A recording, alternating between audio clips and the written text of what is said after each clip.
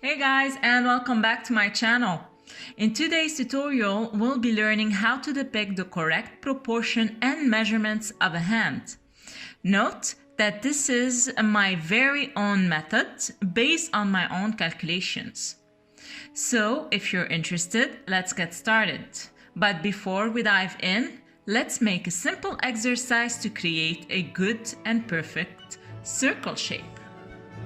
Note that in the 2D world, a circle operates within a square frame.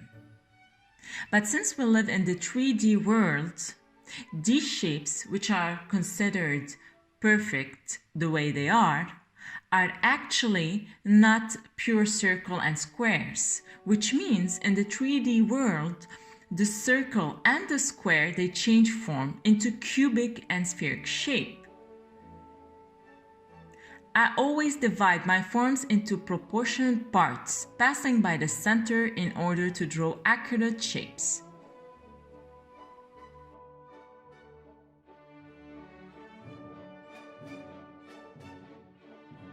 Draw a circle and divide it in two vertical equal parts.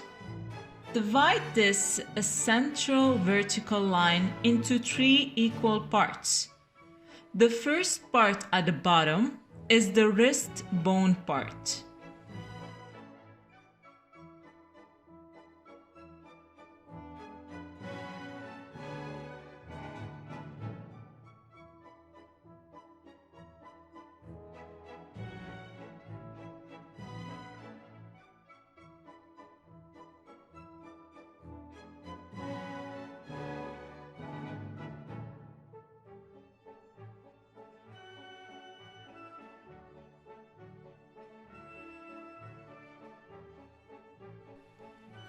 Trace another circle on top of the main one, but this time draw it the same size as the wrist bone part.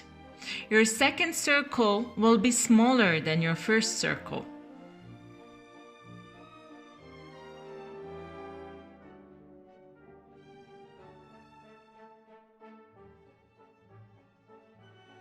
Now extend up the vertical line to a point C.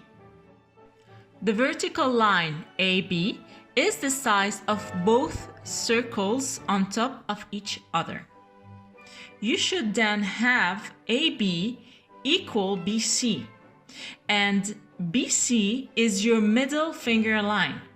Then divide BC in two, then again into two, which means every section of the middle finger is half the length of the one below it. These are called knuckle joints of the middle finger. Note that each finger contains 3 knuckle joints, except for the thumb that only has 2 finger knuckle joints. From the second last point, trace an upper curve.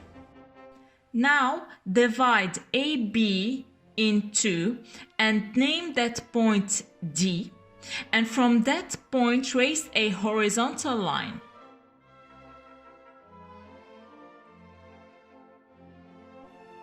Point B is the first and largest finger joint or knuckle joint of the middle finger.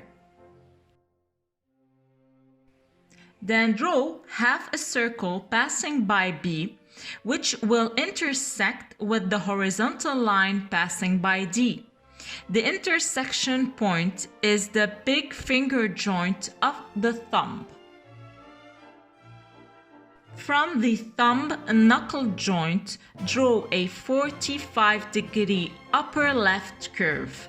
This will be the thumb line. Now we can identify the thumb and middle finger metacarpal bones, which are part of the hand dorsal side anatomy. Point E is the thumb knuckle joint. Now divide DE in 2 and name that point F. The intersection between point F vertical line, point P horizontal line, and the half circle is the metacarpal finger joint of the index, which is a slightly lower right curve. The index curve will intersect with the top curve, indicating the index proportionate size. As we did with the middle finger, we identify the two other knuckles of the index.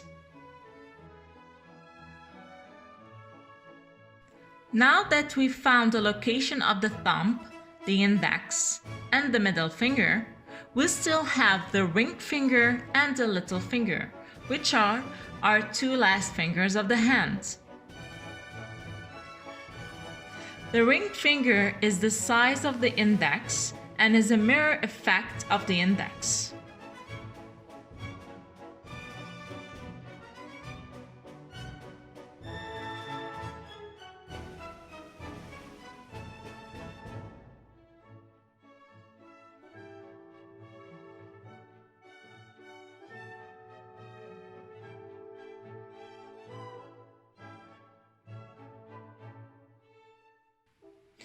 Now, the little finger is a curve that passes by the left edge of our wrist bone oval shape.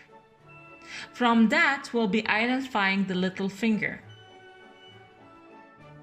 The top of the little finger is an upper left curve that passes by the penultimate joint of the ring finger.